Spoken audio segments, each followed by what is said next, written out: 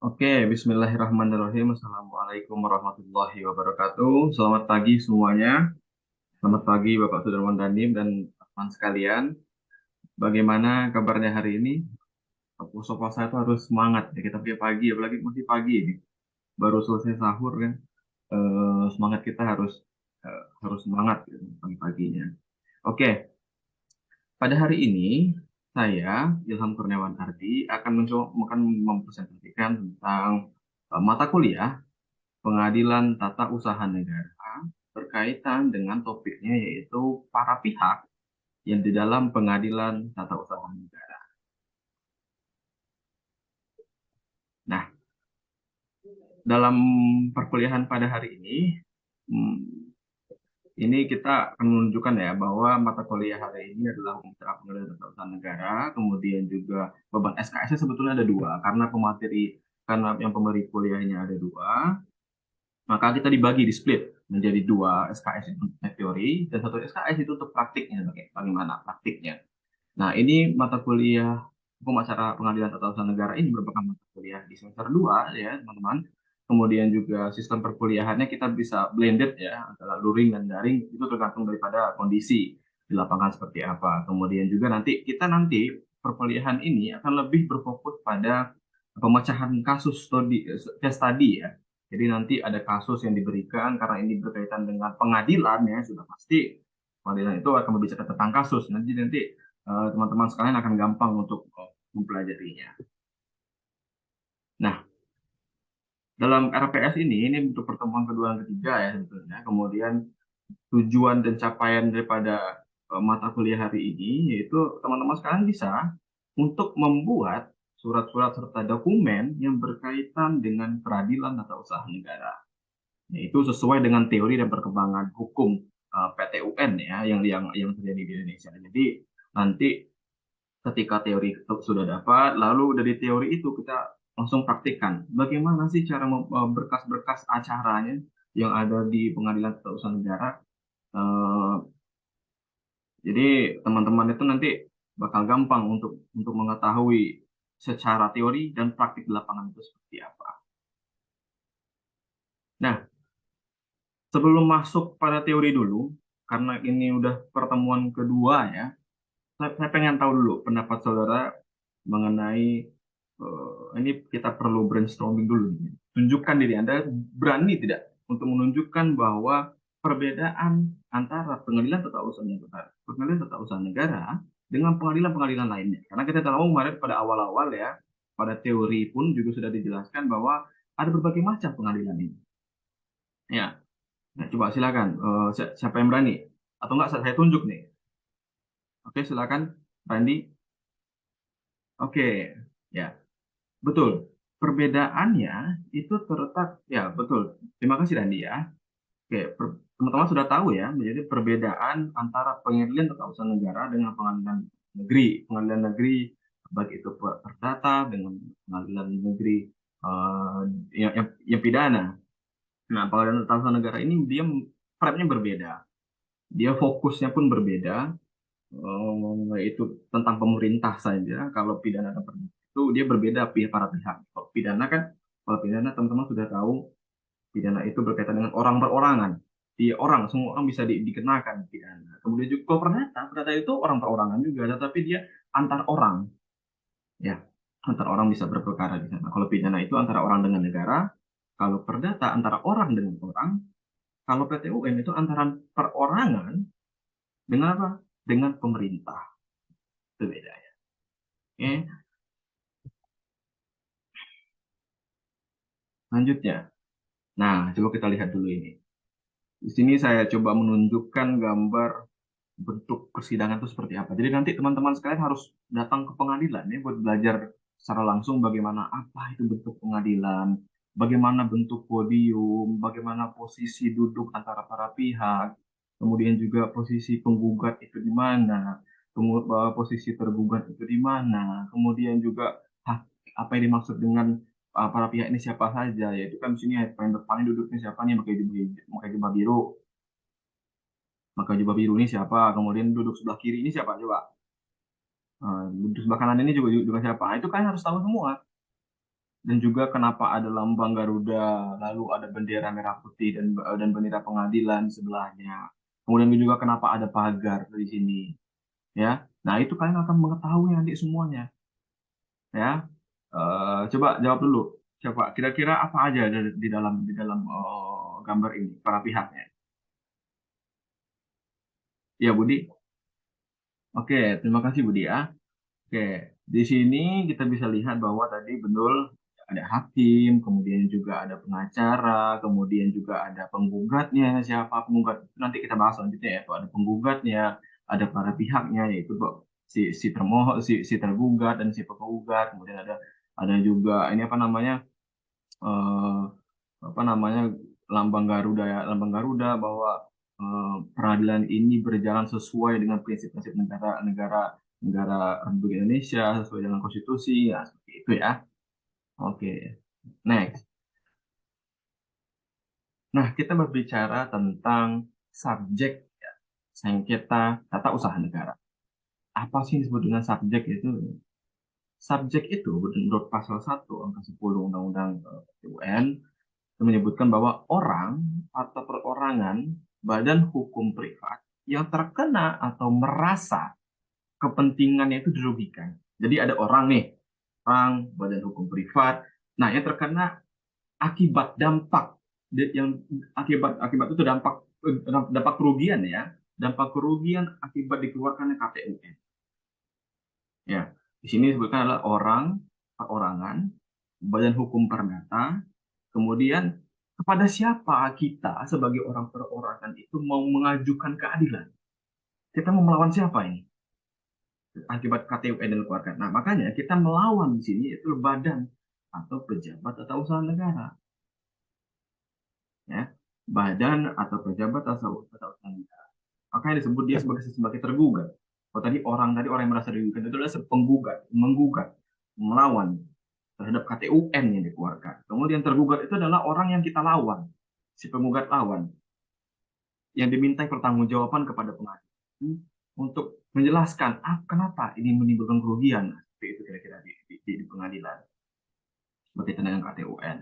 Nah, ini akibat dikeluarkannya KTUN yaitu baik itu dalam penerimaan secara atribusi, kemudian juga dari delegasi pemerintahan, kemudian juga dari mandat daripada pemerintah kepada bawahannya.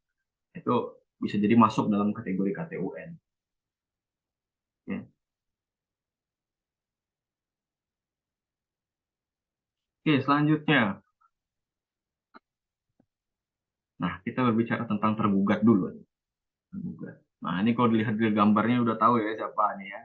Ini adalah semuanya kabinet. Ini adalah kok pemerintah dalam arti luas, gitu ya. Belakangan ini pemerintah dalam arti luas, pemerintah yang disebut di sini adalah presiden, kementerian, kemudian juga ASN, kemudian juga pemerintah daerah, pemerintah pusat, kemudian juga apakah termasuk juga nih nanti Bu Rektor apakah termasuk juga sebagai pejabat? Apakah dosen nih termasuk juga sebagai pejabat enggak? Coba ada yang bisa jawab? Salah satu saja. Oke, setiap orang yang dibiayai oleh negara berkaitan dengan tugasnya, ya atau dalam menjalankan tugas negara, maka dia disebut sebagai pejabat, sebagai orang yang menjalankan tugas negara.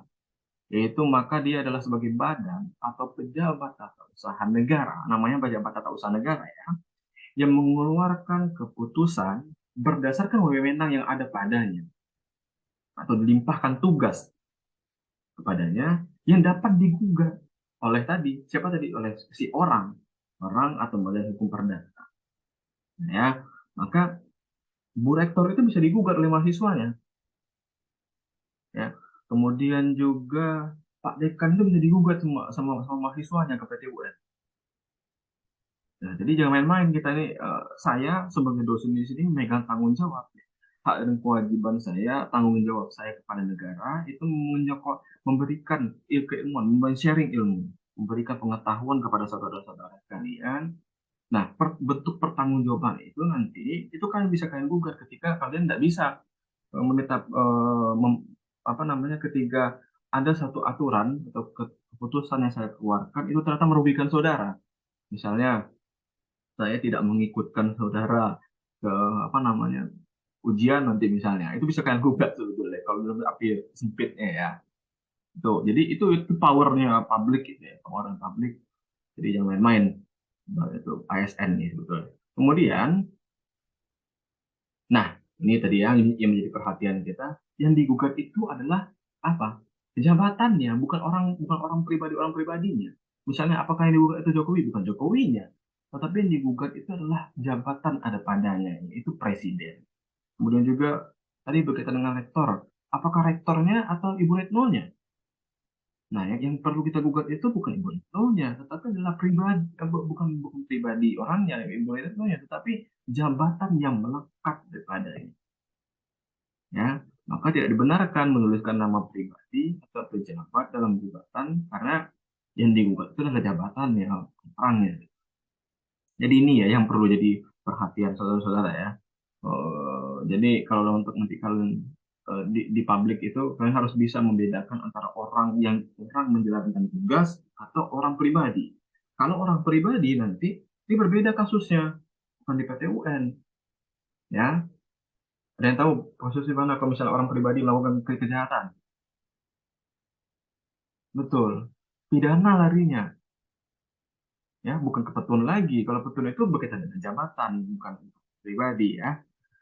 Oke, selanjutnya ketika kita sudah tahu tadi ya ada tergugat, ini lawannya, ini penggugat. Misalnya pasal 53 ayat 1 ya, nomor 6 tahun 74 katakan bahwa ada penggugat itu adalah orang per orang. Pertama itu adalah orang per orang, kedua badan hukum perdata. Ya, badan hukum perdata itu baik itu hukum badan hukum ataupun person badan hukum ya. Itu bisa masuk dalam ruang lingkup penggugat. Nah, yang menjadi catatan bahwa di sini ya, teman-teman bisa lihat, pejabat tun itu tidak dapat menjadi penggugat. Jadi misalnya gini, apakah Jokowi itu bisa gugat PT UN? Ya tidak bisa. Karena apa? Karena yang mengeluarkan produk itu adalah siapa? Presiden itu sendiri. Jadi presiden tidak bisa menggugat keputusan yang dibuat sendiri. Itu poinnya. Apakah Bu Retno bisa eh, menggugat keputusan yang dia keluarkan, misalnya dia memberhentikan mahasiswa ya, memberhentikan mahasiswa itu kan harus ada tembusan daripada rektorat, kemudian rektor, kemudian juga kepada kementerian kan, maka kan rektor. eh, jadi ketika dia menggugat, apakah rektor bisa menggugat keputusan yang dia keluarkan sendiri? Nggak bisa, orang dia yang ngeluarin kok gitu kan. Nah, jadi penggugat itu hanya orang yang dituju atau terkena dampak akibat dikeluarkannya KTUN atau karena dia merasa dirugikan. Maka ini bentuk perlindungannya ya.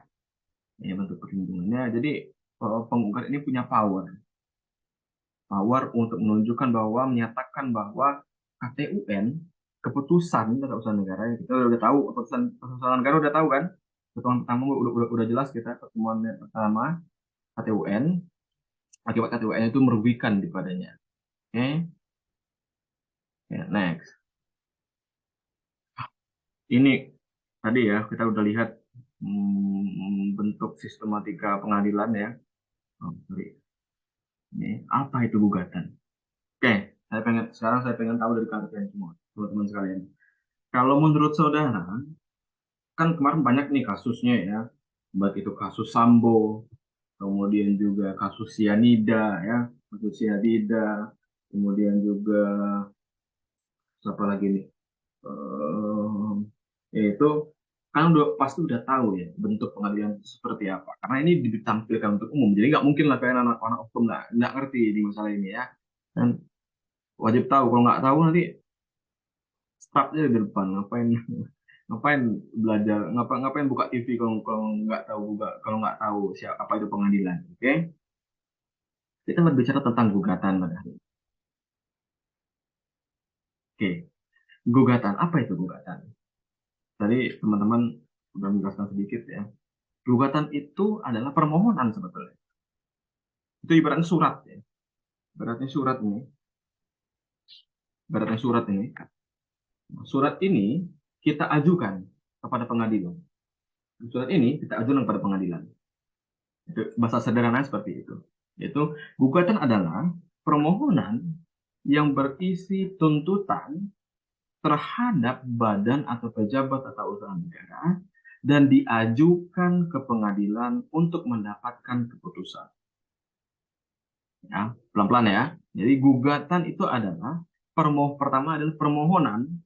Permohonan itu isinya apa? Permohonan itu isinya ada tuntutan. Pertama ya, permohonan yang berisi tuntutan. Tuntutan untuk apa? Diajukan, kedua ya, diajukan kepada pengadilan.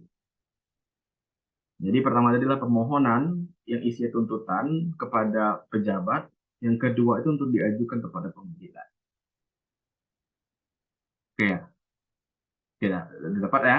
Nah, lalu bagaimana gugatan itu bentuknya, Pak? Gugatan itu apakah bisa dia online saja, soft file aja ya? Apakah dia bisa bentuk JDoc aja atau misalnya foto aja, Pak? Ya, nggak bisa, karena itu harus jelas konkret dia bahan. Maka gugatan itu dia harus tertulis. Jadi kalau misalnya dia nggak bisa membaca atau nggak bisa tulis, maka ada peluang orang tersebut. Jadi ini untuk mengakomodir terhadap adanya mendapatkan keadilan ya. Kalau misalnya seseorang itu berkebutuhan khusus, misalnya dia eh, tidak bisa melihat, tunanetra misalnya, ya, dia bisa meminta membuatkan gugatan itu kepada panitera untuk menuliskannya. Nah, itu tugas panitera tambahan. Jadi nggak bisa, nggak ada yang nggak mungkin bahwa seseorang itu untuk menuntut keadilan. Nah, keadilan itu adalah hal yang wajib yang perlu dicapai. Jadi teman-teman sekalian itu nanti kalau ketika lulus itu semuanya kalian berkewajiban untuk membantu orang seperti ini. Ya itulah disebut sebagai nanti bantuan hukum eh, apa namanya pro bono ya. Kemudian pengajuan gugatan itu dapat menggunakan atau tanpa kuasa hukum. Jadi nanti pengajuan itu bisa dua cara, yaitu pengajuan gugatan yang pertama itu bisa sendiri, kemudian juga dia bisa pakai kuasa hukum. Nah, kalau sendiri dia maka beban pembuatan gugatan nanti berkas-berkas gugatan ini misalnya berkas gugatannya tebal nih, dia agak tebal tuh gugatan nanti tuh gugatan itu ini, jadi dia bebankan sendiri kalau misalnya dia sendiri. Tapi kalau pakai kuasa hukum maka dia tinggal serahkan aja. Pak, tolong buatkan saya buat gugatan kepada Pemda Lebong misalnya, Pemda Kota Bengkulu, ya, untuk menggugat gubernur nih Pak, karena akibat keputusan gubernur ini merugikan kami sebagai warga desa warga warga Permasundip misalnya seperti itu. Jadi dia bisa meminta bantuan kepada kuasa hukum. Nah, itu lain cerita nanti. Pihaknya lain cerita ya, kuasa hukum. Oke, sebelum masuk ke kasus posisi, saya pengen tanya dulu kepada kawan-kawan apa ada materi yang masih bingung? Atau bagaimana? Hah? Nah, oke, kita berbicara tentang kasus posisi sekarang ya. Saya pengen teman-teman sekalian membaca kasus posisi ini. Ini ada kasus posisi Wali Kota Bengkulu ya tentang dia menerbitkan surat pemerintah nomor 800 ini pada tahun 2014 TUN-nya. Nah, saya pengen kalian teman-teman sekalian itu coba untuk dianalisis KTUN yang dikeluarkan kepada Wali Kota Bengkulu ini bagaimana ceritanya. Jadi kalian bisa tentukan nanti siapa itu penggugatnya, siapa itu tergugatnya, apa KTUN-nya. KTUN yang dirugikan itu apa? Kita nggak bisa ngugat orang tanpa ada yang menyatakan ada kerugiannya. Kalau misalnya kita nggak ada kerugian, ngapain kita gugat? Kan seperti itu. Jadi jangan sampai kalian buat ini kalian nggak ada bentuk kerugian seperti apa ya. Karena nanti bisa malu kita di persidangan, gitu, ditolak sama hakim nanti kan. eh, berkas perkara kita ditolak sama hakim. Oke, kita kasus posisinya. Kemudian ini materi terakhir, tugas terakhir kalian itu kita coba analisis post testnya ya. Jadi per orang itu wajib menjalankan post test. Jadi nanti akan saya kirimkan linknya ke teman-teman. coba berdasarkan kasus posisi tadi, kalian harus tentukan siapa yang menggugat. Yang pertama ya, siapa yang menggugat, siapa yang dirugikan. Jadi siapa udah tahu kan siapa yang menggugat? Gugat itu adalah orang yang dirugikan. Oke. Kemudian siapa tergugat? Tergugatnya siapa? Kemudian apa yang digugat? Nah, untuk menjawab keseluruhan itu, silakan kalian gunakan gugatan berdasarkan pikiran kalian sendiri, berdasarkan pagu yang sudah saya materi yang sudah saya share sebelumnya. Itu ada berkas gugatan. Jadi, apa namanya? Kalian ini selesaikan ini pada hari ini juga, karena mumpung masih ada waktu masih ada satu SKS lagi, masih ada setengah jam lagi ini ya. Dan saya pengen kalian analisis ini dan kumpulkan pada hari ini juga. Sebelum kita keluar, pengen kalian selesai ini ya. Nah, untuk itu ada yang ingin ditanyakan terlebih dahulu? Kalau nggak ada, ada? Ya, waktunya sudah habis, Pak. Baik, Bu. Terima kasih.